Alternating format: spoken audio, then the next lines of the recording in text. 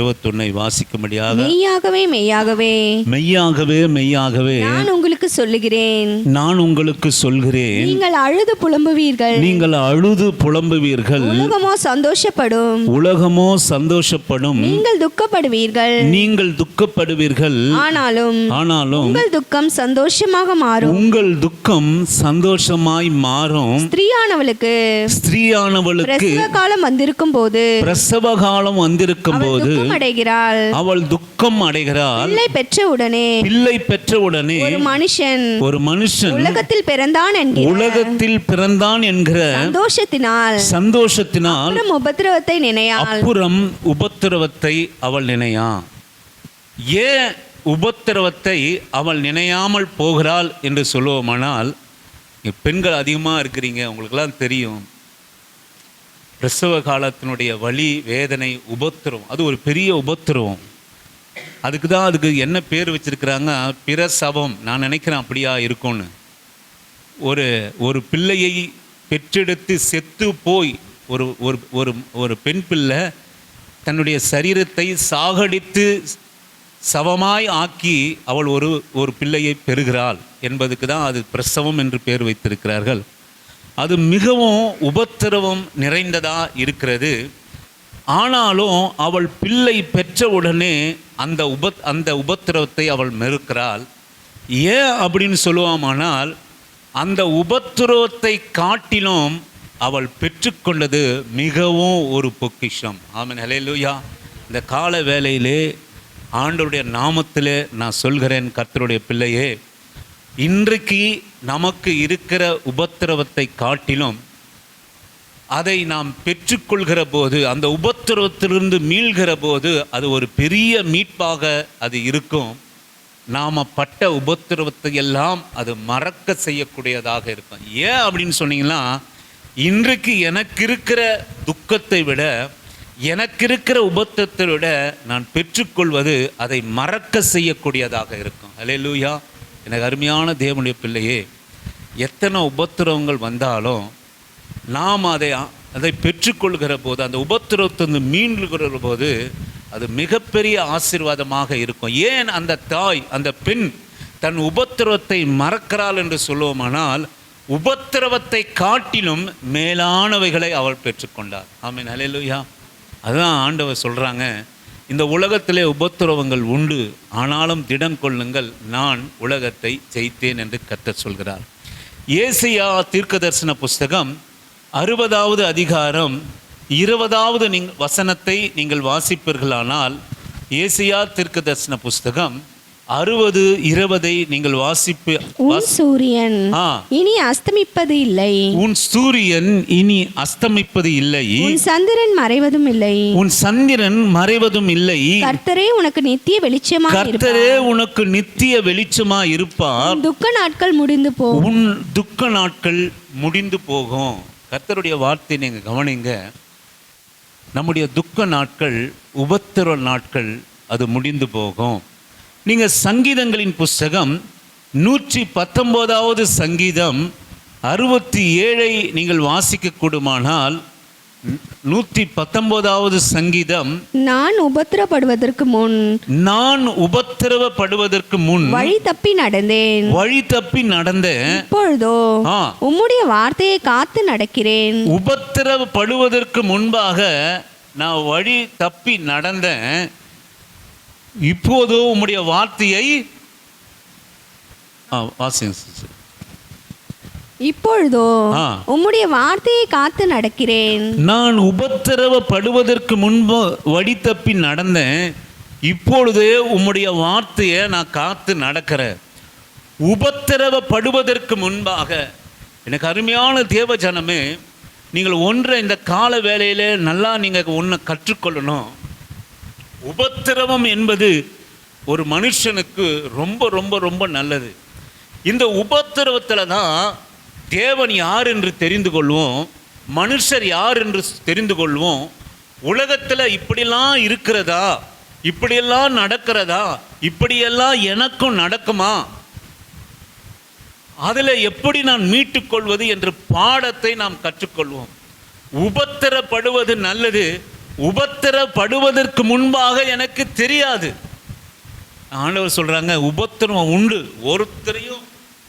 ஒருத்தரையும் உபத்திரம் இல்லாத ஒருவரும் கிடையாது. துக்கம் இல்லாதவர்கள் ஒருவரும் கிடையாது.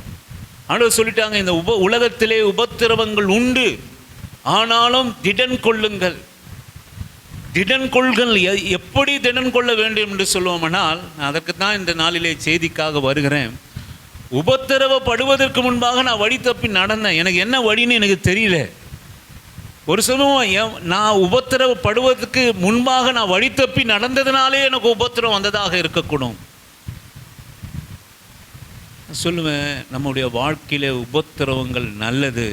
மனுஷரை தெரிந்து கொள்வோம், சூழ்நிலைகளை தெரிந்து கொள்வோம், தேவன் யார் என்றதை தெரிந்து கொள்வோம். அந்த உபத்திரத்திலிருந்து மீட்டு கொள்கிற அறிவு நமக்கு வரும். நம்ம பிள்ளைகளாக இருந்தாலும் சரி, யாராக இருந்தாலும் சரி, எத்தனையோ எப்படி ஒரு மனுஷன் உபத்திரவத்தில் நடக்கிறானோ அவன் மிகுந்த பிற்காலத்திலே வல்லமை உள்ளவனாய், ஆற்றல் உள்ளவனாய், தனித்தன்மை உள்ளவனாய், தனியாக முடிவெடுக்கக்கூடியவனாய், துணிச்சலாக பல காரியங்களிலே அவன் கடந்து செல்லக்கூடியவனாய் அவன் இருப்பான். உபத்திரவத்தை பார்க்காம இருக்கிறவன் தான் வாரத்துக்கு வழி தெரியாது. ஒரு சின்ன காரியம் வந்தாலும் நொடிந்து போவான், கஷ்டம் வந்தாலும் நொடிந்து போவான். நீங்கள் பாருங்கள், அநேகரை பாருங்கள், உபத்திரவத்தை அனுபவிக்காதங்க ஒன்றும் இல்லைனா கூட அப்படியே படபடபடன்னு ஆகிப்படுவாங்க. ஆனால் உபத்திரத்தைப்பட்டு நம்ம இந்த பில்டிங்க்கு போடுற கம்பி, அது எத்தனை உபத்திரவப்பட்டால் அது உறுதியாக இருக்குதுன்னு உங்களுக்கு தெரியாது. பலவிதமான சோதனைகள் ஒரு இரும்பு கம்பிக்கு உண்டு. நீங்கள் தங்கத்தை விட்டுருங்க, தங்கம் அதை எடுத்து அதை உருக்கி அக்னியினால் அதை புடமிட்டு அதுக்கப்புறம் தான் அது நம்மக்கிட்ட ஜொலிக்குது. 1000 போகுது. ஒரு சவரம் எவ்வளோ இன்றைக்கி உங்களுக்கெல்லாம் தெரியாது. 50,000. செய்கூலி சேதாரெலாம் சேர்த்தா எவ்வளோ போகும்னு தெரியாது. அத்தனையா அது புடமிட்டப்பட்டிருக்கிறது, அத்தனையா அது அக்னியிலே புடமிட்டப்பட்டிருக்கிறது. நம்ம வேணும் இல்லை, நம்ம பில்டிங்கு போடுகிற கம்பி எத்தனையோ பரிசோதனைக்கு உட்படுத்தப்பட்டு அக்னியிலே உட்படுத்தப்பட்டு அது முறுக்கி இதை தாங்கக்கூடிய வல்லமையை அந்த ஒரு சாதாரண இரும்புக்கு, மண்ணில் இருந்து எடுக்கிற அந்த இரும்புக்கு அது இருக்கும். நான் சொல்லுவேன், நம்முடைய பிள்ளைகளானாலும் நாமாலும் எவ்வளவா நாம் உபத்திரவப்பட்டு ஒரு வாழ்க்கையை தனித்தன்மையாக வாழ்கிறோமோ அது நமக்கு நல்லது.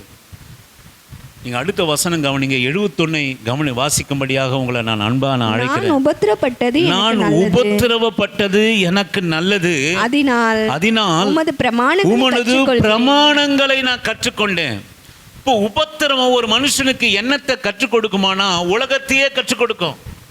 முன்பு நான் சொன்னது போல உலகத்தை கற்றுக் கொடுக்கும், உறவை கற்றுக் கொடுக்கும், பாடுகளை கற்றுக்கொள்ளுக்கும், உலகத்தில் இருக்கிறது என்ன என்றதை கற்றுக் கொடுக்கும். நாம் என்ன நினச்சிட்டு இருக்கிறோம் உலகத்தை பற்றி, மனுஷரை பற்றி எல்லாரும் நம்ம என்ன நினச்சிட்டு இருக்கிறோம் அப்படின்னா, எல்லாம் நமக்கு நன்மையாக இருக்கும், உலகம் நன்மையாக இருக்கும், உறவுகள் நன்மையாக இருக்கும். நான் சொல்லுவேன், உன்னை காய்மரவாக பகைத்து இருக்கிற உறவு அது நமக்கு தெரியாது. ஒரு நாள் எப்போ டைரெக்டாக நமக்கு இருக்கிற உறவு நமக்கு உபத்திரவத்தை கொடுக்குமோ அப்போ தான் அந்த உறவை பற்றி அறிவு நமக்கு உண்டாகும். ஆமென், அல்லேலூயா. இப்படி ஒவ்வொரு காரியத்திலும் பிரமாணங்களை கற்றுக் கொடுக்கக்கூடியது உபத்திரவம், வாழ்க்கையை கற்றுக் கொடுக்கிறது உபத்திரவம், வாழ்வதற்குண்டான வழியை கற்றுக் கொடுக்கிறது உபத்திரவம்.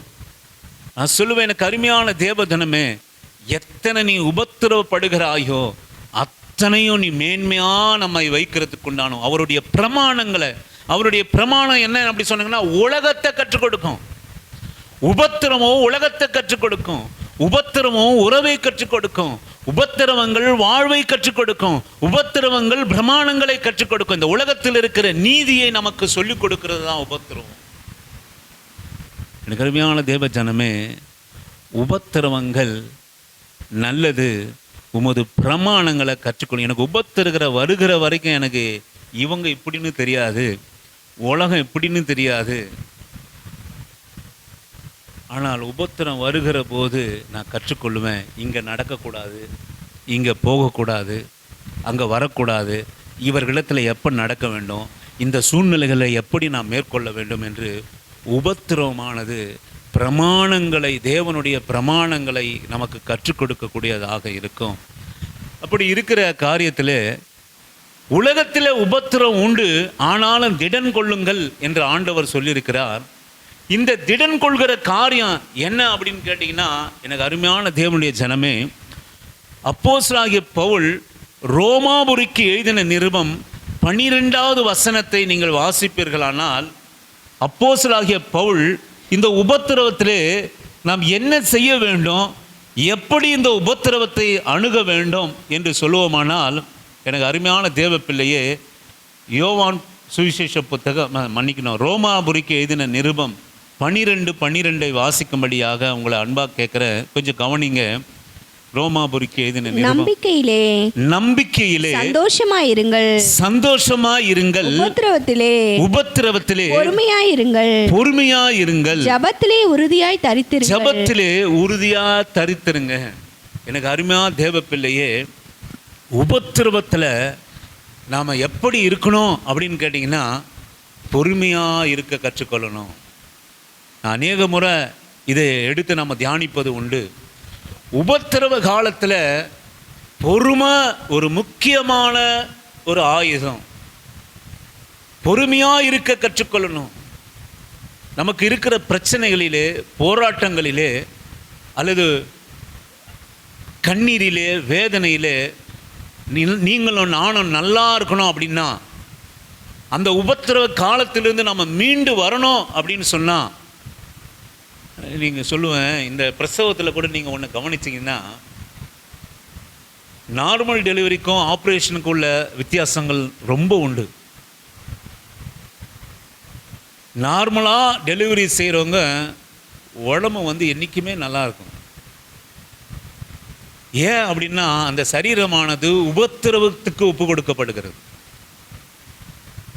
ஆனால் பொறுமையாக இல்லாமல், ஒன்று வீட்டார், இல்லை மருத்துவமனையில் இருக்கிற டாக்டர்ஸ், இன்றைக்கும் நல்ல டாக்டர்ஸ் பொறுமையாக இருப்பாங்க.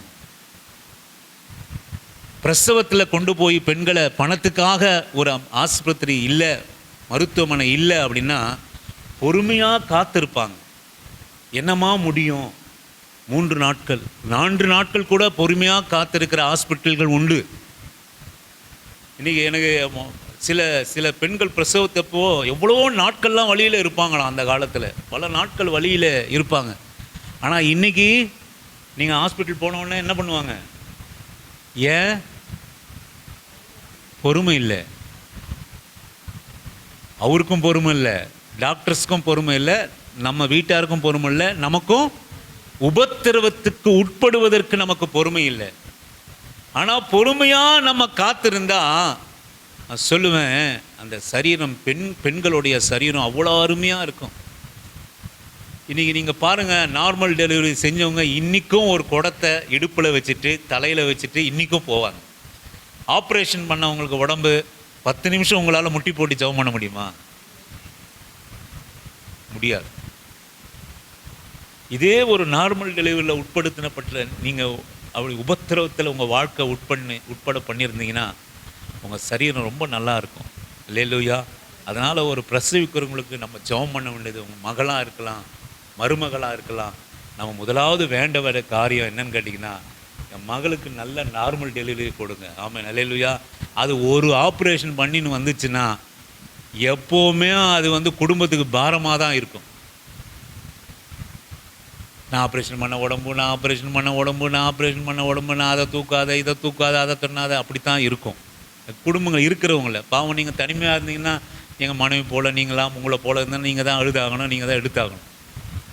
எதற்காக சொல்கிறேன்னா, அந்த உபத்திரவத்துக்கு சரீரம் பொறுமையாய் தன்னை அர்ப்பணித்ததென்றால் நல்ல வாழ்க்கை அது காணும். ஆமென், அல்லேலூயா. உங்களை உபத்திரம் வருகிற போது, அல்ல உங்களை உபத்திரப்படுத்துவர்கள் மேலே நம்ம பொறுமையாக இருக்கணும் சிஸ்டர், பிரதர். சூழ்நிலைகளில் மாத்திரமல்ல, நமக்கு எதிராக உபத்திரம் கொடுக்கிற மனுஷர்கள் மத்தியிலும் நம்ம பொறுமையை கடைபிடிக்கணும். நம்ம கோபப்படுவதனாலே, நம்ம பதட்டப்படுவதனாலே, நம்ம அவசரப்படுவதனாலே உபத்திரவங்கள் மேல் உபத்திரம் தான் வருமே தவிர உபத்திரவத்துக்கு மருந்தாக அது அமையாது. நீங்கள் எல்லா உபத்திரவத்திலும் பொறுமையாக இருந்து பாருங்க, நிச்சயமாக உபத்திரவம் குறையுமே தெரியக்கூடாது.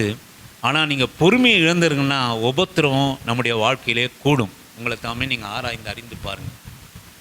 ஆகையினாலே எனக்கு அருமையான தேவனுடைய பிள்ளையே, இந்த காலை வேளையிலே உபத்திரம் எனக்கு முடிஞ்சிடுச்சுன்னு இல்லை, இந்த உலகத்தில் நமக்கு வாழ்கிற வரைக்கும் நமக்கு உபத்திரவம் உண்டு. ஆமென், அல்லேலூயா. தைரியமாக நான் சொல்லுவேன், நம்ம பெற்றிருக்கிற பிள்ளைகளினாலே நமக்கு உபத்திரவம் உண்டு. இல்லை அது என்னை பெற்றெடுத்தவர்களாலே எனக்கு உபத்திரம் உண்டு, இப்படியும் சொல்லலாம். அப்போ எல்லாருக்கும் ஒரு உபத்திரம் உண்டு. அதை பொறுமையோடு கூட நிதானத்தோடு கூட நாம் கையாளுகிறவர்களாக இருக்கணும். இந்த உபத்திரத்தில் மாத்திரம் பொறுமையை இழந்து விடாதீங்க. நீங்கள் யாக்கோப்பினுடைய புஸ்தகம் 5வது அதிகாரம் 11வது வசனத்தை நீங்கள் வாசிப்பீர்களானால், கொஞ்சம் கவனிங்க. யாக்கோப்பினுடைய புஸ்தகம் 5வது அதிகாரம் 11வது வசனத்தை நீங்கள் வாசிப்பீர்களானால், பொறுமையா இருக்கிறவர்களை பாக்கியவான்கள் என்கிறோமே. பொறுமையா இருக்கிறவர்களை பாக்கியவான்கள் என்று சொல்லுகிறோமே. யோபினுடைய பொறுமையை குறித்து கேள்விப்பட்டிருக்கிறீர்கள். கர்த்தருடைய செயலின் முடிவையும் கண்டிருக்கிறீர்கள். கர்த்தர் மிகுந்த உருக்கமும் இரக்கமும் உள்ளவராய் இருக்கிறாரே. எனக்கு அருமையான தேவ பிள்ளையே, உபத்திரவத்திலே இரக்கமும் உருக்கமும் கர்த்தருடைய தயவும் நம்முடைய வாழ்க்கையிலே வெளிப்பட வேண்டும் என்று சொல்லுவோமானால் நீங்கள் பொறுமையாக இருக்கணும். யோபினுடைய பொறுமையை பற்றி நீங்கள் கேள்விப்பட்டிருக்கிறீங்க. யோபினுடைய உபத்திரவத்தினுடைய பாருங்க, அழகா யாக்கோப்பு எடுத்து சொல்றாரு. யோபுவை பற்றி யாக்கோப்பு சொல்றாரு. இவருக்கும் அவருக்கும் இல்லை ஆயிரக்கணக்கில் ஆண்டுகள் இவர் வாழ்ந்ததுக்கும் யோபனுடைய வாழ்க்கைக்கும் யாக்கோப்பினுடைய வாழ்க்கைக்கும் பல 100 ஆண்டுகள் 1000 ஆண்டுகள். ஆனால் அந்த மனுஷனை இங்கே கொண்டு அவர் சொல்கிறாரு, யோபினுடைய பொறுமையை குறித்து நீங்கள் கேள்விப்பட்டிருக்கிறீங்களே, தேவனுடைய செயலினுடைய முடிவையும் நீங்கள் அறிந்திருக்கிறீர்களே. தேவன் இரக்கமும் உருக்கமும் மனதுருக்கமும் உள்ளவர். நான் சொல்லுவேன், உபத்திரவ காலத்திலே யோபினுடைய அந்த உபத்திரவ காலத்திலே யோபு பொறுமையாக இருந்தார். நான் சொல்லுவேன், உபத்திரவ காலத்திலே நமக்கு பொறுமை மிகவும் அவசியமாக இருக்கிறது. தேவனுடைய இரக்கமும் கிருபையும் வெளிப்படும்படியாய் நாம் பொறுமையாக இருக்கிற போது தான் இன்னைக்கு அநேகர் தேவனுடைய பிள்ளைகள் உபத்திரம் வருகிற போது தன்னுடைய பொறுமையை இழந்ததினாலே தேவனுடைய இரக்கம், தேவனுடைய தயவு, தேவனுடைய கிரியை வல்லமை வெளிப்படாமல் போகிறது. நம்முடைய இந்த பொறுமையை இழக்கிற காரியம் என்ன அப்படின்னு கேட்டீங்கன்னா, நம்முடைய காரியம் வெளிப்படும். ஆனால் கர்த்தருடைய வார்த்தையை நீங்க கேளுங்க. இந்த காலை வேளையில உங்களுக்கு உபத்திரம் வருகிற நாளிலே முதலாவது பொறுமையை நீங்க காத்துக்கொள்ளுங்க. யார் மூலமா உபத்திரம் வந்தாலும் சரி, நம்ம சரீரம் மூலமா வந்தாலும் சரி, நமக்கு இருக்கிற பிரச்சனைகள் மூலமாய் நமக்கு நீங்கள் பெருசாக ஒன்றும் அடுத்தவங்க ஏதாச்சும் ஒன்று பேசிட்டா நீங்கள் ரொம்ப அப்படியே நொந்து போகாதீங்க. பொறுமைக்கு அடையாளம் இதான், நொந்து போங்க. அது ஒரு பொருட்டாக என்னாதீங்க. சில பேர்லாம் யாராவது ஒன்று சொல்லிட்டா அந்த ஒரே ஒரு வார்த்தைக்காக பயங்கரமாக கிரியை செய்ய ஆரம்பிச்சிருவாங்க. பயங்கரமாக அவங்க ஏதாவது நம்ம பண்ணணும், நம்மளை இப்படி சொல்லிட்டாங்க, அவங்களுக்கு முன்பாக நம்ம எதையாவது செய்யணும், எதையாவது நம்ம பண்ணிடணும். என்ன பார்த்து தரித்திரமே நீ எல்லாம் விளங்க மாட்டேன்னு ஒருத்தவங்க சொல்லிட்டாங்க அப்படின்னு, என்ன பார்த்தா நீ தரித்திரன்னு சொன்னேன், என் குடும்பத்தை பார்த்தா நீ தரித்திரன்னு சொன்னேன், இதோ பார் அடுத்த மாசமே நான் என்ன பண்றேன்னு. சில பொறுமையோடு கூட அணுகணும். பொறுமையாக அணுகுங்க. யாரோ ஒரு வார்த்தையை தூக்கி தலைமலை வச்சு நீங்கள் ஆடாதீங்க. யாரோ ஒரு மனுஷன் சொல்கிற பேச்சு, யாரோ மனுஷன் நம்ம துக்கப்படுத்துகிற காரியம், நீங்கள் பொறுமை நீங்கள் கற்றுக்கொள்ளுங்க. பொறுமையானது அடுத்தவருடைய வார்த்தையை தூக்கி சுமக்காது. அது உன்னை வாழ்த்தினாலும் சரி, உன்னை திட்டினாலும் சரி. சில பேர்லாம் ஒரு வார்த்தை சொல்லிட்டா அது என்னதான் சொன்னாங்க பொறுக்கக்கூடாமல், பொறுமை இல்லாமல் பொறுக்கக்கூடாமல் அவங்களுக்குள்ளாக கிரியை நடப்பிப்பாங்க. அந்த கிரியையானது அவங்கள நம்மை தாமே அழித்து விடுகிறது. சொல்ல அந்த சமயத்தில் நம்ம என்ன கடைபிடிக்கணும் அப்படின்னா, நம்முடைய உபத்திரம்னா நீங்கள் என்ன நினைச்சிடாதீங்க, அப்படியே வலியாக இருக்குது, வேதனையாக இருக்குது, அது இல்லை. உபத்திரம் என்பது மனுஷன் நமக்கு எதிராக பேசுகிற வார்த்தை, மனுஷன் நமக்கு எதிராக செய்கிற செயல், அல்லது நம்முடைய வாழ்க்கைக்கு நேராக வர அறியாத ஒரு சூழ்நிலையான சில காரியங்கள். உபத்திரவங்கள்லாம் அது ஒரு பெரிய டெஃபினிஷன். ஒரு சொல்லுகிற வார்த்தை கூட அது உபத்திரவம் தான். நம்ம மனசை சஞ்சலப்படுத்துகிற, சேதப்படுத்துகிற எல்லா வார்த்தைகளும், எல்லா செய்கைகளும், எல்லா கிரியைகளும் நமக்கு பெரிய உபத்திரவத்தை கொண்டுரும். நான் சொல்லுவேன், நம்ம காலில் அடிபட்டு ரத்தம் வடிஞ்சதுன்னு வச்சிங்களேன், அந்த சமயத்தில் அது வலி இருக்கும். அதுக்கப்புறம் ஏதோ மருந்து கிருந்து போட்டு நம்ம கட்டிட்டோன்னா அது 2 நாளில் சரியாக போயிடும் காயம். ஆனால் யாருனா நமக்கு விரோதமாக ஒரு வார்த்தை சொல்லிட்டாங்கன்னா அதை நம்மளால் மறக்க முடியாது, அது எப்போவுமே ஆறாது. நம்ம அதுக்குண்டான கிரியை செஞ்சுட்டே இருப்போம், அந்த ஒரு வார்த்தைக்கு உண்டான கிரியை செஞ்சுட்டே இருப்போம், அந்த ஒரு வாக்கியை தூக்கி சுமப்போம் நம்ம வாழ்க்கையில். நான் சொல்லுவேன், உபத்திரவத்திலே பொறுமையாக இருங்க. யோபுவை நீங்கள் பற்றி அறிந்திருக்கிறீங்க, எத்தனையோ உபத்திரம் வந்தது, சொல்லுனால உபத்திரம் வந்தது, செயலினாலே உபத்திரம் வந்தது, அவமானம் வந்தது, நிந்தை வந்தது, இழப்பு வந்தது. யோபுனுடைய ஏன் இந்த மனுஷன் இந்த அப்போஸ்தலன் யோபுவை கொண்டு வராங்கறான்னா, உபத்திரத்தினுடைய பூரணம் கிறிஸ்துவின் அடுத்தது யார் அப்படின்னு கேட்டா யோபு. அதனால தான் யோபுவை கொண்ட எல்லா வார்த்தையினாலே, இழப்பினாலே, சொற்களினாலே, சூழ்நிலையினாலே உபத்திரவப்பட்ட மனுஷன், அந்த மனுஷன் பொறுமையாக இருந்தார். ஆமென், அல்லேலூயா, அல்லேலூயா. எனக்கு அருமையான தேவ ஜனமே, உங்களுக்கு வருகிற உபத்திரவங்களிலே பொறுமையாக இருங்க, வார்த்தையிலே பொறுமையாக இருங்க. நம்ம யாருன்னா ஒருத்தவங்க பேசிட்டாங்கன்னா அந்த வார்த்தையை பிடிச்சிட்டு அதுக்கு ஒரு வாழ்க்கை நீங்கள் வாழாதீங்க. அவங்க இப்படி சொல்லிட்டாங்க, அவங்க இப்படி சொன்னாங்க, அது யாருக்கு வேதனையை கொடுக்குன்னா நமக்கு தான் வேதனையை கொடுக்கும். அவன் சொல்லிட்டு கடந்து போயிடுவான், அந்த வார்த்தை நம்ம அழிச்சிரும், நம்மளை தரித்திரராக மாற்றிரும், நம்மளை பைத்தியமாக மாற்றிரும். நீங்கள் அதற்கு ஜாக்கிரதையாக இருந்து யார் என்ன சொன்னாலும் அந்த வார்த்தைகள்லாம் அது ஒரு பெரிய விஷயமாக எடுத்துக்காதீங்க. நீங்கள் உங்களை யாருன்னா சொந்த உறவுகள் எதனா ஒன்று அவமானப்படுத்துமா, நிந்தப்படுத்துமா, அதுக்கு ஒரு பெரிய காரியமாக நம்முடைய வாழ்க்கையில் எடுக்காத, பொறுமையோடு கூட நாம் இருக்கணும். நம்முடைய உபத்திரவத்திலே முதலாவது காரியம், உபத்திரம் ஒன்று வந்துடுச்சுன்னா பொறுமையோடு, பி பேஷண்ட், பொறுமையாக இருங்க. தேவ சமூகத்தில் உட்காந்து, ஆண்டவரே இந்த சூழ்நிலையை நான் எப்படி மேற்கொள்ளணும் அப்படின்னு பொறுமையாக இருங்க. பதட்டப்பட்டு நீங்கள் பேசிடாதீங்க. ஒரு உபத்திரவமான வார்த்தை நமக்குள்ளே வருமானால் அந்த உபத்திரவமான வார்த்தைக்கு 10 வார்த்தையை நம்ம சொல்லிடாதீங்க, அது மேலும் உபத்திரவத்தை தான் நமக்கு கொடுக்கும். ஒரு வார்த்தைக்கு நேராக பொறுமையாக அமைதியாக இருப்பீர்களானால் நிச்சயமாய் நம்ம அந்த உபத்திரத்திலிருந்து விடுவிக்கக்கூடியதாக இருக்கும். 2வது காரியம், 2 கொரிந்தியர் புஸ்தகம் 7வது அதிகாரம் 4ஆம் வசனத்தை வாசிக்கும்படியாக உங்களை நான் அன்பாக அழைக்கிறேன்.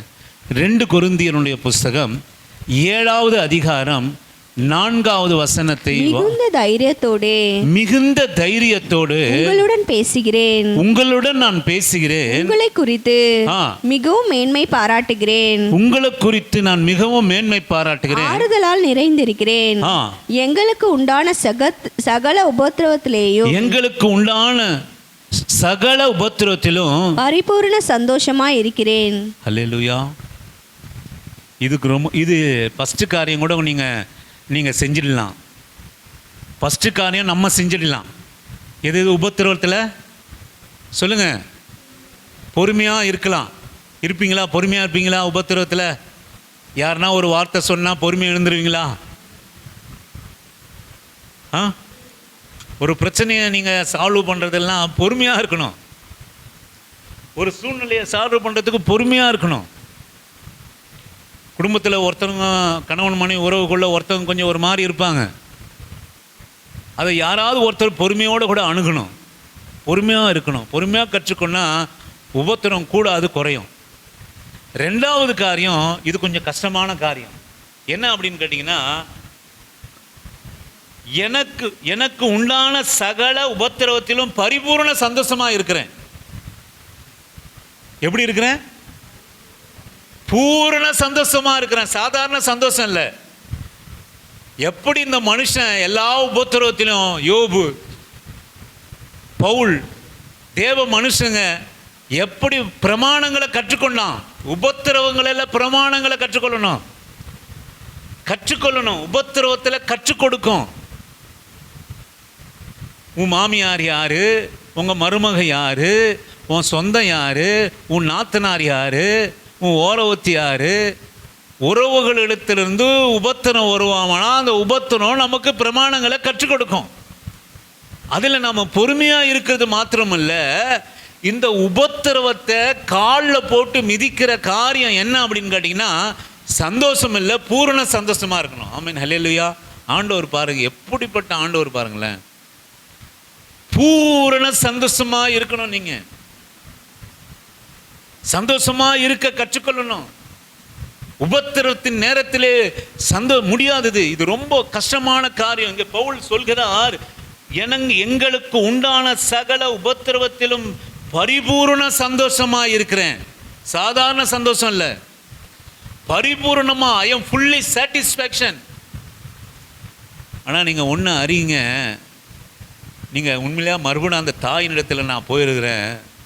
அந்த பிரசவ வேதனையில் அந்த உபத்திரவத்தை ஏன் அப்படி தாங்குறா அப்படின்னு கேட்டிங்கன்னா, கண்ணில் தண்ணி வடிஞ்சிருக்கும். ஆனால் அவன் முகத்தை நீங்கள் பார்த்தீங்கன்னா ஒரு பரிபூர்ண சந்தோஷத்தை நீங்கள் காண முடியும். ஆமென், ஹல்லேலூயா. ஒரு பரிபூர்ண சந்தோஷம். என்ன நம்பிக்கை அப்படின்னு கேட்டிங்கன்னா, ஏன் அந்த அவ பரிபூர்ண சந்தோஷமா அந்த உபத்திரத்தின் வழியில் இருக்கிறா அப்படின்னு கேட்டிங்கன்னா, அவளுக்கு ஒன்று தெரிந்து இருக்குது. இந்த உபத்திரத்தினுடைய வழி எனக்கு பரிபூர்ண சந்தோஷத்தை எனக்கு வைத்திருக்கு, நல்லதை வைத்திருக்கிறது, நல்லதை வச்சிருக்கிறது. தேவனுடைய பிள்ளைகள் எப்படி நடக்கணும் அப்படின்னு கேட்டீங்கன்னா, எனக்கு இன்றைக்கு கற்றுக் கொடுத்திருக்கிற உபத்திரம் எனக்கு என்னத்தை கொடுக்க போகுதுன்னா, எனக்கு மிகுதியான மேன்மையை கொடுக்க போகிறது, மிகுதியான அறிவை கொடுக்க போகிறது, மிகுதியான நாணத்தை கொடுக்க போகிறது. நான் சொல்லுவேன், ஐஏஎஸ் ஐபிஎஸ் எக்ஸாம் எழுதி ஃபெயில் ஆனவங்களாம், நீங்கள் ஒரு காரியம் நீங்கள் சில நம்ம தோல்விக்குண்டான உபத்திரங்கள் வருகிற போது, நீங்கள் ஐபிஎஸ் எக்ஸாம் பெரிய எக்ஸாம்லாம் எழுதி பாஸ் பண்ணுறவங்கள நீங்கள் கேட்டிங்கன்னா, அவன் சொல்லுவான், அநேக முறை தோற்று, அநேக முறை ஃபெயிலாகி, இந்த எக்ஸாமை இனி நான் எழுதவே மாட்டேன் என்று சொல்லி தன்னை உபத்திரவத்துக்குள்ளாக, அவமானத்துக்குள்ளாக அவன் தோற்கிற போதெல்லாம் அவனுக்கு மிகப்பெரிய அவமானம் வரும். இந்த வாட்டி எழுது, நீ என்னப்பாச்சு, இல்லை இந்த வாட்டியும் போச்சு. நான் சொல்லுவேன், இன்றைக்கு இந்த பெரிய பெரிய சிவில் சர்வீஸ் எக்ஸாமெல்லாம் யார் அதிகமாக மார்க் எடுத்து இன்றைக்கி பெரிய பதவியில் உட்காந்துருக்கிறேன்னா, அநேக முறை தோத்தவன் தான் உட்காந்துருக்கான். ஒரு முறை 2 அட்டம்ப்டில் 3 அட்டம்ப்டில் 2 அட்டம்ப்ட்லாம் பாஸ் பண்ணவன்லாம் கம்மியாக தான் மார்க் எடுத்து பாஸ் பண்ணியிருப்பான். ஆனால் 6 முறை 7 முறை ஒவ்வொரு எக்ஸாம் எழுதுகிற போதும் ஃபெயில் ஆகி உபத்திரப்படுத்துகிறவன் நல்ல ஹையஸ்ட், அவன் பாஸ் பண்ணுகிற போது ஹையஸ்ட் மார்க் எடுத்து பாஸ் பண்ணியிருப்பான். ஏன் அப்படின்னு கேட்டிங்கன்னா, ஒவ்வொரு முறை அந்த தோற்கிற போது அவன் கேட்ட வார்த்தை, அந்த வார்த்தையினால் அவன் விட்டுடலை, அதை விட்டு கொடுக்கல. He never give up, அதை விட்டு கொடுக்கல. அந்த உபத்திரவத்தை ஒரு பிரமாணமாக எடுத்துக்கொண்டான், பிரமாணத்தை கற்றுக்கொண்டான். ஒரு டைம் எக்ஸாம் எழுதுகிற போது ஒரு பிரமாணத்தை கற்றுக்கொண்டுக்கிறான். இதை இப்படி செய்யக்கூடாது, இதை இப்படி செய்யணும், இதை இப்படி செஞ்சால் நம்ம நல்லா மார்க் எடுப்போம் என்கிற பிரமாணத்தை அவன் கற்றுக்கொள்கிறான்.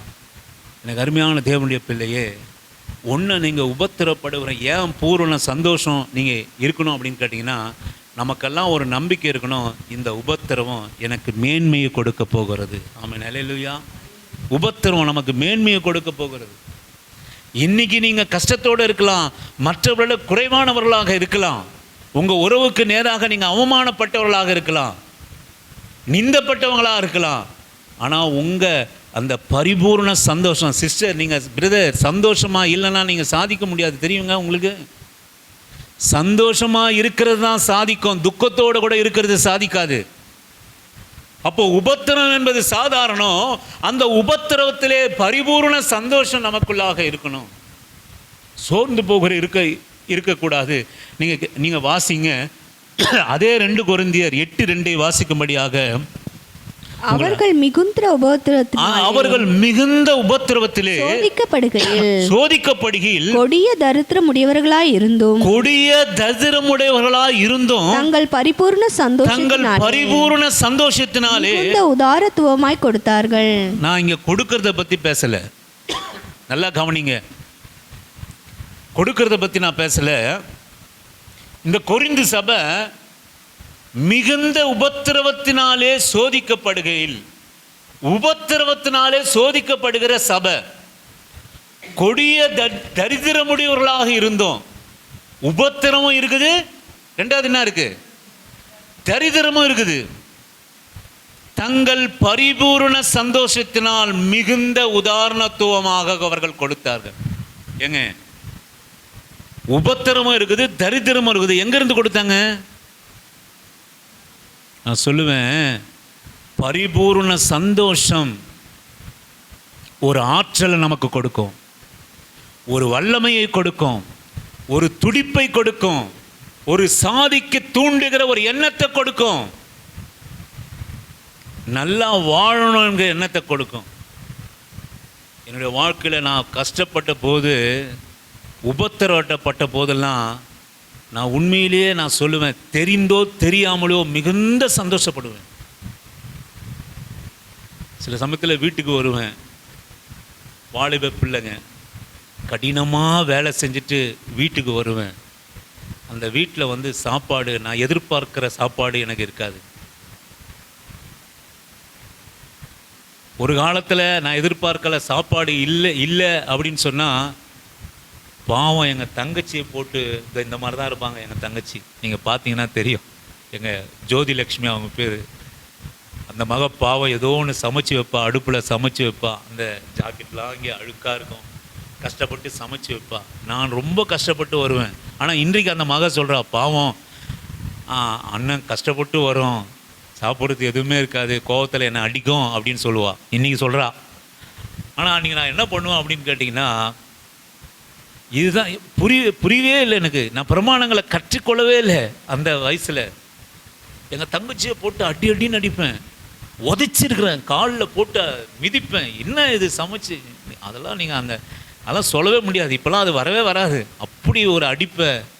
ஆனால் ஒரு வார்த்தை கூட சொல்லாமல் தன் முகத்தை அந்த பல்லை அப்படியே கடிச்சிக்கிட்டு, இன்னும் எனக்கு ஞாபகம் இருக்குது, கடிச்சிட்டு விலகாவ போயிடுவான். அந்த இடத்துல இருக்க மாட்டான். என்னை கேட்பதற்கும் அவள் பலசாலி இல்லை, என்னை தடுக்க கூட முடியல, தடுக்க கூட மாட்டான். நான் அடிக்கிற அடியை தடுக்க கூட மாட்டான். உடனே போயிட்டு பக்கத்தில் எங்கள் ரிலேஷன் வீடெலாம் உண்டு, அங்கே போயிட்டு ஒரு கிண்ணத்தை எடுத்துகிட்டு போயிட்டு குழம்புக்காக அங்கே போய் நிற்பான். வெக்கத்தை விட்டு சொல்கிறேன், இந்த அடி தாங்க முடியாமல், இந்த வேதனை தாங்க முடியாமல் பக்கத்து வீட்டில் போயிட்டு, எங்கள் ரிலேஷன் வீடு தான், அங்கே போயிட்டு கொஞ்சம் குழம்பு கொடுங்க அப்படின்னு சொல்லி கேட்டு நிற்பான். இன்றைக்கும் நான் சொல்லுவேன், எங்கள் வீட்டில் இருக்கிற அந்த, நீங்கள் கவனிச்சிங்கன்னா, ஒரு சாப்பாடு, ஒரு குழம்பு, பழைய குழம்பு எதையும் நான் விட மாட்டேன். என் பிள்ளைகளை கேளுங்க, எங்கள் மனைவியை கேளுங்க. ஏன்னா ஒரு காலத்தில் நான் உபத்திரவப்பட்டேன் அந்த சாப்பாட்டுக்காக. அந்த குழம்பு, ஒரு சின்ன குழம்புக்காக கூட நான் உபத்திரவப்பட்டதுனால இன்றைக்கும் நான் சொல்லுவேன், இத்தனை குழம்பு கூட நான் வேஸ்ட் பண்ண மாட்டேன், அதை சூடு பண்ணி சாப்பிட்லாமே. அந்த கிண்ணத்தில் சில சமயத்தில் கொஞ்சம் அதிகமாக போட்டுருவாங்க, இது கழுவுற இடத்துல மனம் பதறும். இந்த குழம்புக்கு தானே நம்ம ஒரு நாள் நம்ம தங்கச்சி வாசலில் போய் நின்னா பிச்சைக்காரி போல் அப்படின்னு இருக்கும். ஆனால் ஒரு காலம் ஒன்று வந்தது, இந்த வேதத்தை நான் அறிந்து கொண்டேன்.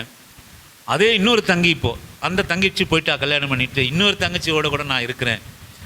அப்போது எனக்கு வார்த்தை தெரிஞ்சிடுச்சு, ஆண்டவர் நமக்குள்ளாக, அந்த வார்த்தை நமக்குள்ளாக இருக்குது.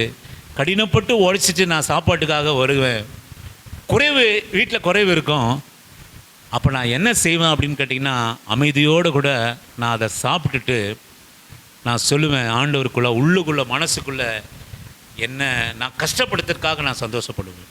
இந்த மாதிரி என்னவோ தெரியலங்க, எனக்கு அப்பயே தெரிஞ்சிருந்தது, இப்படிலாம் நம்ம கஷ்டப்படுறோம், நம்ம நல்லா இருக்க போகிறோம். ஆமென். அல்லேலூயா, அல்லேலூயா, அல்லேலூயா, ஆமென். இந்த எண்ணம் உங்களுக்கு இருக்கணும். இதுதான் அந்த ஆற்றல். இது எப்படி உங்களுக்கு புரியுது, இது எப்படி உங்களுக்கு வருதுன்னு எனக்கு தெரியல, வார்த்தை எப்படி உங்களுக்கு புரியுதுன்னு தெரியல. உபத்திரவத்திலே சந்தோஷமா இருக்கக்கூடியது, உங்க குறைவிலே சந்தோஷமா இருக்கிற மனம், குறைவு தான் அழுக கண்ணில் வருது, ஆனால் இருதயத்தில் சந்தோஷமா இருக்கும். அந்த இருதயம் என்ன சொல்லணும் தெரியுமா? நீ ஒரு நாளைக்கு நல்லா இருப்ப. அது சொல்லணும். ஆமென். சொல்லணும், ஒரு நாளைக்கு நான் நல்லா இருப்பேன்.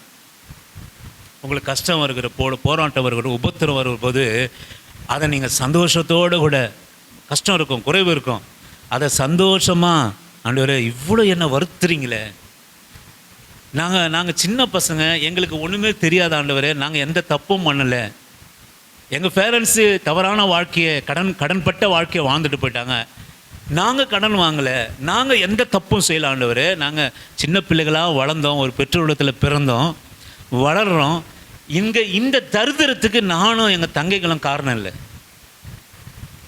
நாங்கள் சுத்தமாக காரணமே இல்லை ஆண்டவரே, ஆனாலும் நான் கஷ்டப்படுறோம், உபத்திரவப்படுறோம், துக்கப்படுறோம் ஆண்டவரே அப்படின்னு இருதயத்தில் சந்தோஷப்படுவேன். ஏன் அப்படின்னு கேட்டிங்கன்னா, இந்த துக்கம் சந்தோஷமாய் மாறும், இந்த உபத்திரவம் சந்தோஷமாய் மாறும். அந்த எண்ணம் உங்களுக்கு இருக்கணுங்க. உங்களுக்கு வருகிற உபத்துல பரிபூர்ண சந்தோஷம் இருக்கணும். இந்த பரிபூர்ண சந்தோஷத்தும் அந்த உபத்திரவத்திலே எடுக்கிற ஒரு ஆற்றலும் ஒரு வல்லமையும் உங்களுக்கு கொடுக்கும். நான் சொல்றது உங்களுக்கு புரியுதா?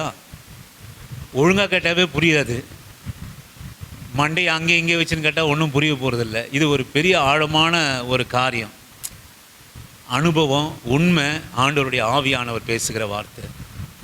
நான் மறுபடியும் உங்களுக்கு நான் சொல்லுகிறேன், உங்களுக்கு உபத்திரவம், கஷ்டம், கண்ணீர், போராட்டம், அவமானம், நிந்த வருகிற போது பரிபூர்ண சந்தோஷம் உங்களுக்குள்ளா இருக்கணும்.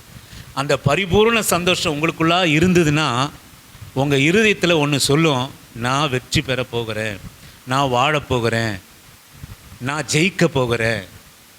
அந்த சந்தோஷந்தான் இந்த பலவீனமான, குறைவான, கஷ்டமான, கண்ணீரான நேரத்தில் உண்டாயிருக்கிற ஜெயம் கொள்வதற்கான வல்லமை, ஆற்றலை கொடுக்கும்.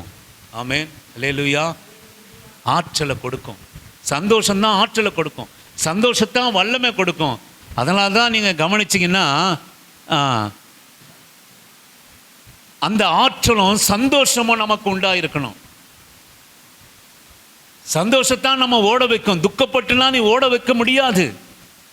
இன்னைக்கு அநேகர், தயவுசெய்து மன்னிச்சிங்க, அநேகர் கொடிய உபத்திரவத்திலே, கொடிய தரித்திரத்தில் என்ன செய்கிறாங்க தெரியுங்களா?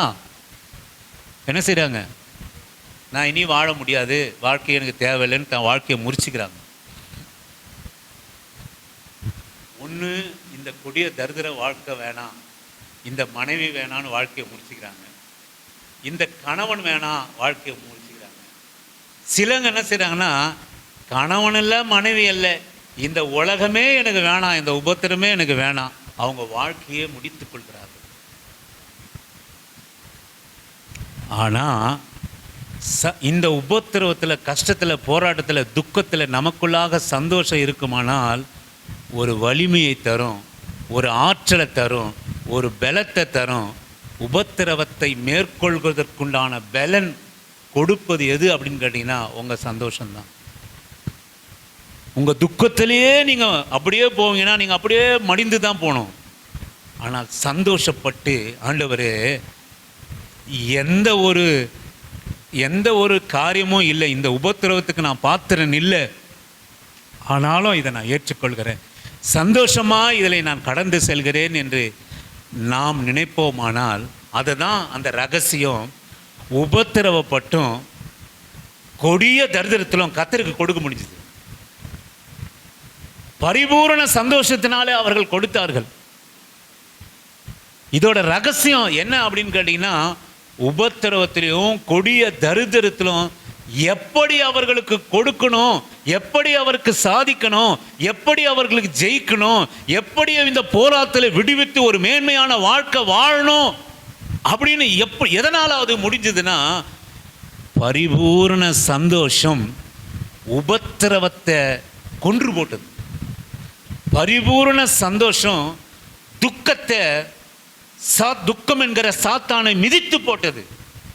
அப்போ நான் சொல்லுவேன், நமக்கு வருகிற உபத்திரத்தில், துக்கத்தில் மிகுந்த பரிபூர்ண சந்தோஷமாக நீங்கள் இருந்தீங்கன்னா உங்களுக்கு ஒரு வழி பிறக்கும். ஆமென், அல்லேலூயா. ஒரு ஆற்றல் பிறக்கும், ஒரு வழி பிறக்கும், ஒரு வல்லமை பிறக்கும். நீ உபத்திரத்தோட துக்கத்தோட கூட அப்படியே அழுதுன்னு உட்கார்ந்தனா உனக்கு பலன் இருக்காது. நீங்கள் வாசிங்கள் எபேசியரின் புஸ்தகம் 3வது அதிகாரம் 13வது வசனத்தை வாசிக்கும்படியாக உங்களை அன்பான அழைக்கிற. எபேசியரினுடைய புஸ்தகம் 3:13வது அதிகாரத்தை. ஆகையால் உங்கள் நிமித்தம் நான் அனுபவிக்கிற உபத்திரவங்களினால் நீங்கள் சோர்ந்து போகாதிருக்க வேண்டிக் கொள்கிறேன். அவைகள் உங்களுக்கு மகிமையாய் இருக்கிறது. 3வது காரியம், உபத்திரவத்திலே சோர்ந்து போகாதீங்க. அல்லேலூயா. உபத்திரம் வருகிற போது என்ன பண்ணணும்? சோர்ந்து போகக்கூடாது. ஒன்று, பொறுமையாக இருக்கணும். 2வது சொல்லுங்க, என்ன சொல்லுங்க? ஒன்று பொறுமையாக இருக்கணும். 2வது எப்படி இருக்கணும்? எதில்? உங்களை யாருன்னா ஒன்றுமே செய்யாமல் காரி மூஞ்சல் துப்ப சொல்ல எப்படி இருக்கணும்? சந்தோஷமா இல்லை. வேதம் 2 இடத்துல எழுதப்பட்டிருக்கு, பரிபூர்ண சந்தோஷமாய். ஆமென். எச்சில தொடச்சிட்டு போகிறது சந்தோஷம். எந்த அக்கா உன்னை அசிங்கமாக திட்டிச்சோ அந்த அக்காவுக்கு தண்ணி கொடுத்து காஃபி கொடுக்கறது பரிபூர்ண சந்தோஷம். ஆமென், அல்லேலூயா. செய்ய முடியுமா உங்களால்? கேட்க தான் முடியும். கேட்கறதுக்கே முடியல பிரதர். நீங்கள் இப்போ எப்போ முடிக்க போகிறீங்கன்னு நான் காத்துன்னு இருக்கிறேன். இது நான் எப்படி செய்ய போகிறேன்? சொல்லுங்கள். சந்தோஷம் என்ன செய்யும்? உங்களுக்கு வருகிற உபத்திரத்துக்கு நேராக அமைதியாக போயிடும், பொறுமையாக போயிடும். பரிபூர்ண சந்தோஷம், யார் உங்களை துக்கப்படுத்தினாங்களோ, யார் உபத்திரவப்படுத்தினாங்களோ அந்த அவங்கள மேன்மைப்படுத்துறது தான் பரிபூர்ண சந்தோஷம். ஆமென், அல்லேலூயா. நான் ஆட்களை மாத்திரம் சொல்ல, உங்களை துக்கப்படுத்தின விஷயத்தையும் நீங்கள் பரிபூர்ண சந்தோஷமாக கொண்டு வாங்க தேவ சன்னிதானத்தில். பரிபூர்ண சந்தோஷமா, அதுதாங்க ரகசியம். சந்தோஷமா, ஆண்டவரே அந்த அந்த துக்கத்தை உபத்திரத்தை எடுத்து வந்து கொண்டு வந்து வச்சு நல்லா நடத்துறீங்க ஆண்டவரே, நல்லா உமக்காக நாங்கள் பிரயாசப்படுறோம், பக்தியாக இருக்கிறீங்க, நாங்கள் இருக்கிறோம். ஆனால் இந்த உபத்திரவத்தை எங்கள் வாழ்க்கையில் நீங்கள் அனுமதிச்சிருக்கிறீங்க ஆண்டவரே, ஸ்தோத்திரம் உமக்காக, ரொம்ப சந்தோஷமாக இருக்கிறேன் இந்த உபத்திரத்துக்காக என்ற பரிபூர்ண சந்தோஷத்தோடு கூட நீங்கள் எழுந்து ஆற்றலோடு கூட வல்லமையோடு கூட பலத்தோடு கூட நீங்கள் புறப்பட்டு போவீர்களானால் உங்கள் துக்கம் சந்தோஷமாய் மாறும். உங்கள் உபத்திரவம் மேன்மையாய் மகிமையாய் மாறும். அதுதான் இங்கே சொல்கிறாரு. இது மகிமையாக அவைகள் நான் சோர்ந்து போகாதிருக்க வேண்டிக் கொள்கிறேன், அவைகள் உங்களுக்கு மகிமையாய் இருக்கிறதே. நான் பட்ட உபத்திரவத்தில் எல்லாம் நான் சோர்ந்து போகாமல் இருப்பது, சோர்ந்து போகாதிருக்க வேண்டிக் கொள்கிறேன், அவைகள் உங்களுக்கு மகிமையாக இருக்கிறதே. நான் சொல்லுவேன், உங்கள் குடும்பத்துக்கு மகிமையாக மாறிடும், உங்கள் சூழ்நிலைக்கு மகிமையாக மாறிடும். நீங்கள் சோர்ந்து போகாமல் உபத்திரத்தை அணுகிறீர்களானால் அது மகிமையாக மாறிடும். நான் அதுதான் இங்கே வர நீதிமொழிகள் 24:10 நீங்கள் வாசிப்பீர்கள். நான் முடிக்கிறேன். நீதிமொழிகள் 24வது அதிகாரம் 10வது வசனம் இப்படியாய் சொல்கிறது, உன் ஆபத்து காலத்தில் நீ சோர்ந்து போவாயானால் உன் பலன் குறுகினது. ஆபத்து காலத்தில் நீ சோர்ந்து போவாயானால் அல்ல, இப்படி சொல்லுங்க, ஆபத்து காலத்திலே நான் சந்தோஷமா இல்லைன்னா என் பலனு போயிடும். ஆபத்து காலத்திலே சோர்ந்து போனால் வல்லமை இருக்காது, ஆற்றல் இருக்காது, சாதிக்கணுன்ற எண்ணம் இருக்காது உங்களுக்கு. ஆபத்து காலத்திலே, உபத்திரவ காலத்திலே, துக்கத்தின் காலத்திலே, பாடுகளின் காலத்திலே நீ சோர்ந்து போவாயானால் பலன் குன்றி போயிடும், அதிகமாக ஆகாது. நீ அழுகிறதுனால, மன கஷ்டப்படுறதுனால, நீ சோர்ந்து போகிறதுனால, பொறுமை இழக்கிறதுனால, நீ சந்தோஷத்துக்கு மாறா துக்கமாக இருக்கிறதுனால உனக்கு பலன் கூடுமா? நிச்சயமா சொல்கிறேன், பலன் கூடாது. ஏற்கனவே இருந்த தைரியம், ஏற்கனவே இருந்த சாதிக்கணும் என்ற எண்ணம், ஏற்கனவே இருந்த பலன் எல்லாம் குன்றி போயிடும். அப்போ ஆபத்து காலத்திலே நான் சோர்ந்து போகாமல் இருப்பதற்கு என்ன ரகசியம் அப்படின்னு கேட்டிங்கன்னா, பொறுமையாக இருங்க. உபத்திரவத்தின் காலத்தில், துக்கத்தின் காலத்தில் நீ சோர்ந்து போகாமல், சோர்ந்து போனானா நீ உபத்திரவத்தையும் துக்கத்தையும் வாழ்க்கையிலிருந்து எடுத்துக்கொள்ள முடியாது. ஒருவேளை நம்ம வாழ்க்கை முடிந்து போயிடும், அற்பமாக முடிந்துடும், கேவலமாக முடிந்துடும், பாடுகளாலே முடிந்துடும், ஏளனமாக மாறி போவோம். நான் சொல்லுவேன், சோர்ந்து போகாமல் மிகுந்த சந்தோஷமும் பொறுமையும், சோர்ந்து போகாமல், சொல்லுங்க பாப்போம், சோர்ந்து போகாமல் உபத்திரவத்திலே பொறுமையையும் மிகுந்த பரிபூர்ண சந்தோஷத்தையும், ஆமென் அல்லேலூயா, பரிபூர்ண சந்தோஷத்தையும் நீங்கள் இருப்பீர்களானால் அது உங்களுக்கு ஆற்றலை கொடுக்கும், ஆவியை கொடுக்கும், தேவ பலனை கொடுக்கும், வல்லமையை கொடுக்கும். எதை நீ இழந்து போனாயோ, ஒரே ஒரு காரியத்தை சொல்லி முடிக்கிறேன். தாவீது எல்லாவற்றையும் இழந்தான். மனைவி, பிள்ளைகள், பொண்ணு, பொருள், உணவு எல்லாவற்றையும் அவனே அலைந்து திரிகிறான். எல்லாவற்றையும் இழந்தான். மிகுந்த உபத்திரவம்.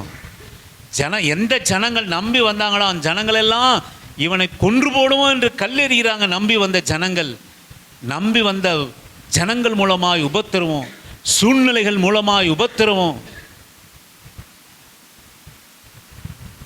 வந்து கொண்டு போய் எல்லாவற்றையும் கொண்டு போயிட்டான். ஒன்றுமே இல்லை. நிர்மூலமான நேரத்தில் நான் சொல்லுவேன், தாவீது சோர்ந்து போகவே இல்லை.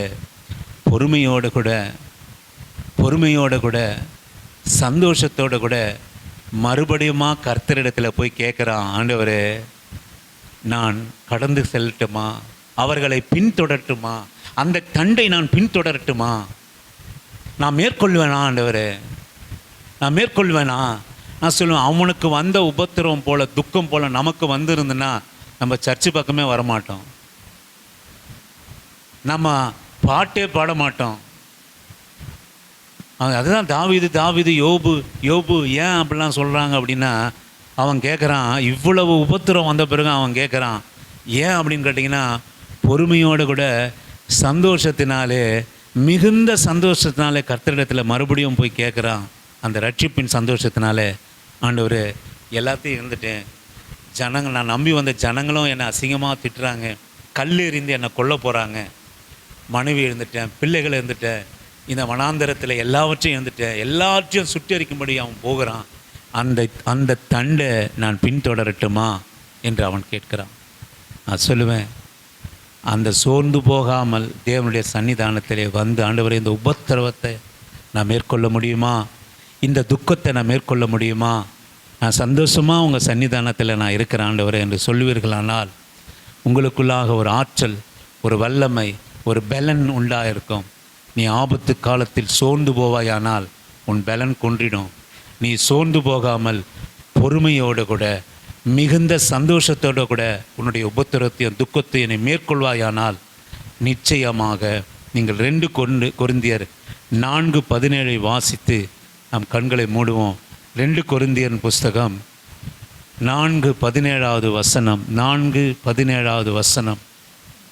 மேலும் காணப்படுகிறவர்களே அல்ல, காணப்படாதவைகளையே நோக்கி இருக்கிற நமக்கு அதிசீக்கிரத்தில் நீங்கும் இந்த லேசான நம்முடைய உபத்திரவம் மிகவும்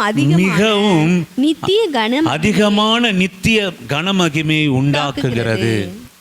ஒன்று நீங்க தெரிந்து கொள்ளணும், எனக்கு அருமையான தேவனுடைய பிள்ளையே, நான் சொல்லுவேன், உங்க வாழ்க்கையில எந்த உபத்திரவம் துக்கம் நீங்கள் நான் சொல்லுவேன், நீங்கள் கம்மியாக ஏதோ குறைவான ஆட்களாக இருந்தாலும் இந்த வசனத்தெல்லாம் நீங்கள் கேட்டு இதை கை கொள்றீங்களா என்றது எனக்கு தெரியல. ஆனால் நான் சொல்லுவேன், இது இந்த உபத்திரவம் மிகுந்த கன மகிமையை அது கொண்டு வரும்.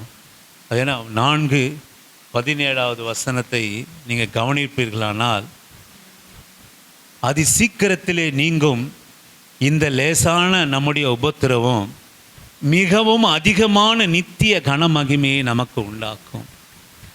அதான் நான் முன்னமே சொல்லி ஆரம்பித்தேன் இந்த பிரசங்கம்.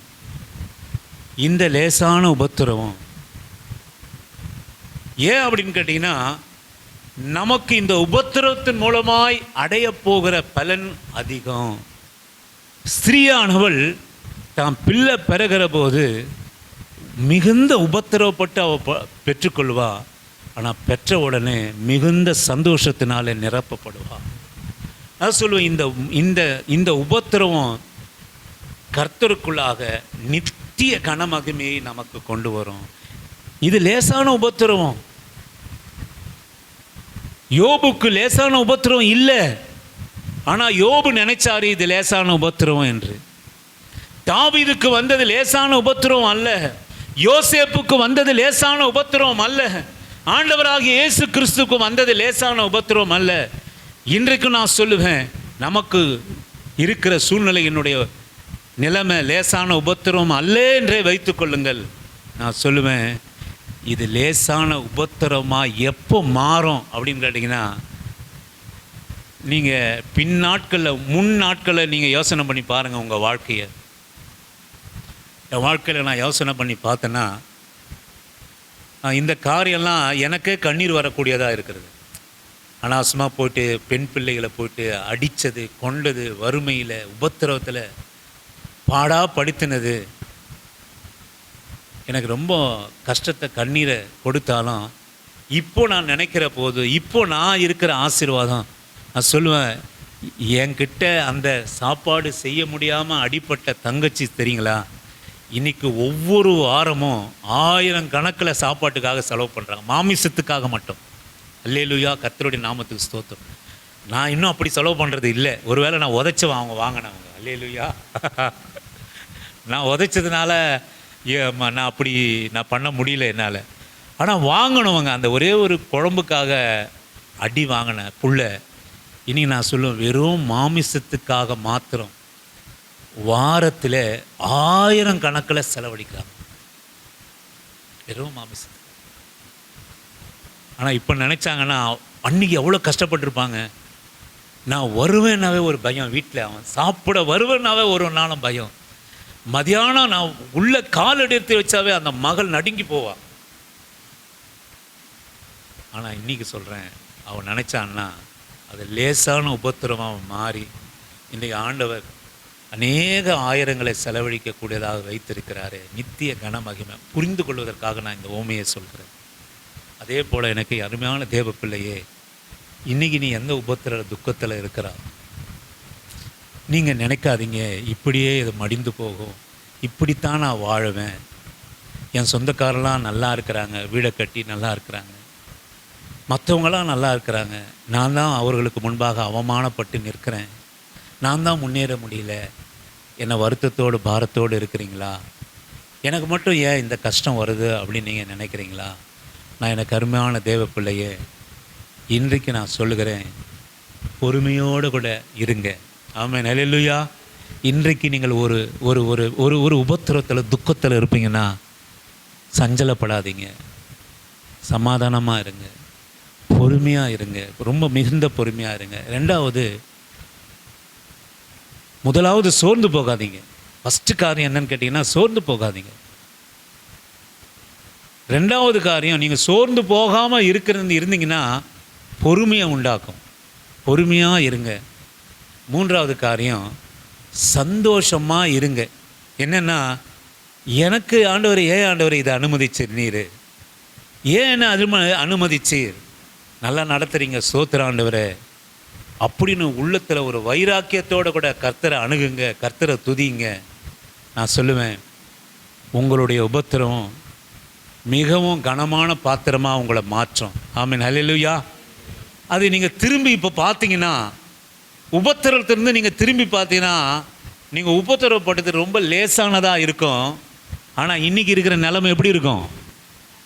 ஆசீர்வாதமாக மகிமையாக அது இருக்கும். ஆமென், அல்லேலூயா. தீர்க்க தரிசனமாக கர்த்தர் உங்ககிட்ட பேசுகிறார். இன்றைக்கி எதுக்காக நீ கஷ்டப்படுற, எதற்காக நீ துக்கப்படுற, எதற்காக நீ உபத்திரப்பட்டிருக்கிறாயோ, பின்னாட்களிலே இந்த இது லேசானதாக மாறிடும். ஆனால் இன்றைக்கி அது எப்படி இருக்குது? பாரமாக இருக்குது, பெருசாக இருக்குது, சுமக்க முடியாத உபத்திரமாக துக்கமாக இருக்கிறது. ஆனால் நாளைக்கு அது எப்படி உங்களுக்கு மாறும்? நீங்கள் பொறுமையாக இருக்கிற போது, நீங்கள் சோர்ந்து போகாமல் இருக்கிற போது, நீ பரிபூர்ண சந்தோஷத்தோடு கூட அந்த உபத்திரவத்தை அணுகிற போது, ஆண்டவர் உனக்கு கொடுக்க போகிற ஆற்றல் நிமித்தம், வல்லமை நிமித்தம், பலத்து நிமித்தம் அது நித்திய கனமகிமையாய் அந்த உபத்திரவம் மாறதான் போகுது. அல்லேலூயா, ஆமென், அல்லேலூயா. கர்த்தர் உங்களை ஆசீர்வதிப்பாராக. நம் கண்களை மூடி இன்றைக்கும் உபத்திரவம் கூட நமக்கு இருந்தால் நான் சொல்லுவேன், அது லேசான உபத்திரமாக மாற நாட்கள் இல்லை. ஏனென்றால் பொறுமையோடு கூட சந்தோஷம். ஆண்டவரே, இந்த உபத்திரவத்திற்காக உமக்கு நன்றி செலுத்துகிறேன். நீங்கள் காரணம் இல்லாமல் யோபுக்கிட்ட உபத்திரவத்தை அனுமதிக்கலாம் ஆண்டவரே. அல்லேலூயா, சொல்லுங்கள். காரணம் இல்லாமல் நீங்கள் சோதிக்கலாம் ஆண்டவரே யோபுவை. காரணம் இல்லாமல் தாவீதை வனாந்தரத்தில் நடத்தலை. எல்லாம் இழந்து கல்லெறின்னு சொல்லி தன் நம்பின ஜனங்களை நீ நிறுத்தலை. அதே ஜனங்களுக்கு முன்பாக தாவீதை ராஜாவாய் நீ மாற்றினீங்க ஆண்டவரை. தாவீதை நீங்க ராஜாவா மாற்றினீங்க ஆண்டவரை. யோபுவை இரட்டிப்பான ஆசீர்வாதமா நீங்க மாற்றினீங்க. அவர்களுக்கு வந்த உபத்திரவம், அவருக்கு வந்த தரித்திரம், அவருக்கு வந்த துக்கம் எல்லாம் பின்னாட்களிலே அவன் ராஜாவாய் அமர்கிற போது, யோபு இரட்டிப்பான ஆசீர்வாதத்தை பெற்றுக்கொண்ட போது, அந்த உபத்திரம் அவ்வளவு கொடுமையான உபத்திரவமே லேசான உபத்திரவமாய் மாறி தேவனுக்கு மகிமையாய் மாறிற்று. இயேசு கிறிஸ்துவானவர் சிலுவையிலே பட்ட உபத்திரவங்கள், உலகத்தினுடைய பார்வைகளுக்கு எல்லாம் ஐயோ என்ன உபத்திரவம், ஸ்திரீகள் எல்லாம் அழுதார்கள் ஆண்டவரே சிலுவையிலே அறைகிற போது. ஆனால் நான் சொல்லுவேன், அந்த ஒரே மனுஷன் தேவகுமாரன் பெற்ற உபத்திரவம், அவமானம், துக்கம், பாடு, அதை பரிபூரண சந்தோஷமாய் உமது சித்தத்துக்கு நான் அர்ப்பணிக்கிறேன் ஆண்டவரே சொல்லி அர்ப்பணித்த போது, அந்த சிலுவையானது லேசானதாக மாறி நித்திய கனமகிமையாக இன்றைக்கு உங்களுக்கும் எனக்கும் பரிபூரணமான ரட்சிப்பை, மீட்பை, ஆசீர்வாதத்தை கொடுக்கக்கூடிய அந்த மிகுந்த உபத்திரவம் லேசான உபத்திரமாய் மாறிப்போனது. எனக்கு அருமையான தேவ பிள்ளையே, இன்றைக்கு நீ மிகுந்த துக்கத்தோடு கூட இருக்கிறாயா? மிகுந்த உபத்திரவத்தோடு கூட இருக்கிறாயா? நான் சொல்லுவேன், உன் உபத்திரவத்திலே நீ சோர்ந்து போகாதே. சோர்ந்து போகாமல் நீ இருந்தாயான, சோர்ந்து போவாயானால் உன் பலன் குன்றி போ. நீ சாதிக்க முடியாது, நீ எழும்ப முடியாது, நீ ஆசீர்வாதத்தை பெற்றுக்கொள்ள முடியாது, நீ மகிமையான காரியங்களை உன் வாழ்க்கையில அடைய முடியாது, உன் குடும்பத்தில் அடைய முடியாது. நான் சொல்லுவேன், நீ சோர்ந்து போகாம பொறுமையோடு கூட இருந்து சந்தோஷமா உன் துக்கத்தை. ஏன் நீ சந்தோஷமா நினைக்கிறன்னா, இந்த துக்கத்திலே நீ மாள போறதில்ல, இந்த துக்கத்திலே நீ இருக்க போறதில்ல, இந்த உபத்திரத்திலே நீ இருந்துட போறதில்ல. உபத்திரவத்தை மேற்கொண்டு வல்லமையோட ஆற்றலோடு கூட நீ புறப்படுவா. இந்த தோல்வியோடு கூட நீ இருக்க போறதில்ல. அல்லேலூயா. இந்த ஆற்றலை இழந்துடாத, உன் நம்பிக்கையை இறந்துடாத, உன் நம்பிக்கையை விட்டுவிடாத. நீ நம்பினவர் உன்னை கைவிட மாட்டார். இன்றைக்கு கண்ட எகிப்தனை நீ ஒரு நாளும் காண மாட்டா. எகிப்தை இன்றைக்கு காண்கிற அந்த உபத்திரம் என்கிற எகிப்தியன் நாளே தினத்தில் பாலும் தேனும் ஓடுகிற கானானை அந்த ஜனங்கள், இஸ்ரவேல் ஜனங்கள் சுதந்தரித்தார்கள். அல்லேலூயா. ஓ, நாமும் இன்றைக்கு கண்ட எகிப்தியன், இன்றைக்கு காண்கிற உபத்திரம், இன்றைக்கு 400 வருஷம் பொறுமையாக இஸ்ரவேல் ஜனங்கள் காத்திருந்தாங்க. அல்லேலூயா. பரிபூர்ண சந்தோஷத்தோடு கூட தேவன் கொடுத்த எகிப்தினுடைய அடிமைத்தனத்தை அவர்கள் அனுபவித்தார்கள். நித்திய கனமகிமையான இஸ்ரவேல் தேசத்தை அவர்கள் பெற்றுக்கொண்டார்கள். எனக்கு அருமையான தேவ பிள்ளையே, உன் உபத்திரம் உபத்திரமாக போக போகிறதில்ல, உன் துக்கம் துக்கமாக போக போகிறதில்ல, உன் பலவீனமாக இருக்க போகிறதில்ல. நீ சோர்ந்து போகாமல் பொறுமையோடு கூட சந்தோஷத்தோடு கூட அதை நீ மேற்கொள்வாயானால், ஆற்றலோட தேவன் ஆற்றல் தர வல்லமையாக இருக்கிறார். வல்லமை தர வல்லமையாய் இருக்கிறார். உன்னை சாதிக்க அவர் வல்லமையாய் உன்னை எடுத்து பயன்படுத்த அவர் விரும்புகிறார். நீ சோர்ந்து போகாது, பொறுமையோடு கூட இரு, சந்தோஷமாக இரு, கலங்காதே, திகையாதே. உன் தேவன் நித்திய இந்த உபத்திரவத்தில், இந்த துக்கத்தில், இந்த பலவீனத்தில் ஒரு நித்திய கனமகிமையை உங்கள் குடும்பத்தில், உங்கள் பிள்ளைகள் மேலே, உங்கள் கையிட்டு செய்கிற வேலைகள் மேலே, உன் பலவீனங்கள் மேலே கர்த்தர் உன் உபத்திரத்தெல்லாம் நீக்கி, உன் துக்கத்தெல்லாம் நீக்கி, இதை லேசானதாய் மாற்றி உனக்கு வரப்போகிற ஆசீர்வாதத்தை கனமானதாய் மகிமையுடையதாய் நிச்சயம் அவர் மாற்றுவார். ஆமீன். ஹல்லேலூயா, ஹல்லேலூயா, ஹல்லேலூயா, ஹல்லேலூயா. ஸ்தோத்திரம் ஆண்டவரே, நீ அப்படியா எங்களுக்கு மாற்றப் போகிறதற்காக நன்றி. எத்தனையோ மனுஷனை உதாரணமாக வச்சிருக்கிறீர். எங்கள் வாழ்க்கையில் கூட முன்னாடி வந்த துக்கம் உபத்திரவத்தை எல்லாம் நீ சந்தோஷமாக தானே மாற்றிருக்கிறீங்க ஆண்டவரை. அதே போல் இன்றைக்கு இருக்கிற துக்கத்தையோ ஆண்டவரே உபத்திரவத்தையோ நித்திய கனமகிமையாக உன்னை நாம மகிமைக்கு என்று மாற்றிக்கொள்ளும். துதி கன மகிமை உமக்கே நாங்கள் செலுத்துகிறோம். கர்த்தரும் மீட்பரும் இரட்சகரும் ஆகிய எம்பெருமான் இயேசு கிறிஸ்துவனுடைய இனிய நாமத்திலே நாங்கள் ஜெபிக்கிறோம். நல்ல பிதாவே, என் ஆத்துமாவே கர்த்தரை ஸ்தோத்திரி, என் முழுகுள்ளமே அவருடைய பரிசுத்த நாமத்தை ஸ்தோத்திரி. என் ஆத்துமாவே கர்த்தரை ஸ்தோத்திரி. கர்த்தர் செய்த சகல உபகாரியங்களும் மறவாமல் நீதியின் வழியில் நடந்து, நியாயம் செய்து, இரக்கத்தை சிநேகித்து, மனத்தாழ்மையோடு உங்கள் பாதம் அமர்ந்திருக்க கர்த்தர் கிருபை செய்யும். பிதாவாகிய தேவனாலும் ஆண்டவராகிய இயேசு கிறிஸ்துவினாலும் பரிசுத்த ஆவியானவனாலும் இரக்கமும் கிருபையும் சந்தோஷமும் சமாதானமும் பரிசுத்தமும் எங்கள் வாழ்க்கையில் உண்டாவதாக. ஆண்டவர் உங்களை ஆசீர்வதிப்பார். உங்கள் உபத்திரம், உங்கள் துக்கமெல்லாம் சந்தோஷமாய் மாறும். எப்போ அப்படின்னு கேட்டிங்கன்னா, உபத்திரம் வருகிற போது நீ சோர்ந்து போகாதே மகனே, மகளே. நீ பொறுமையாக இரு, நீ சந்தோஷமாக இரு. உன் சந்தோஷத்தை எடுத்து போடுறதுக்கு தான் பிசாசு உன் வாழ்க்கையில் இதை அனுமதிக்கிறான். ஆனால் ஆண்டவர் அப்படியே விட மாட்டார். அவன் துக்கத்தை சந்தோஷமாய் மாற்றி உன்னை சாட்சியாய் மகிமையாய் நம்மை மாற்றுவார். ஆமேன். ஹல்லேலூயா, ஆமேன். கர்த்தர் உங்களை ஆசீர்வதிப்பார். ஆண்டவர் உங்களோடு கூட இருப்பார். Thank you Jesus.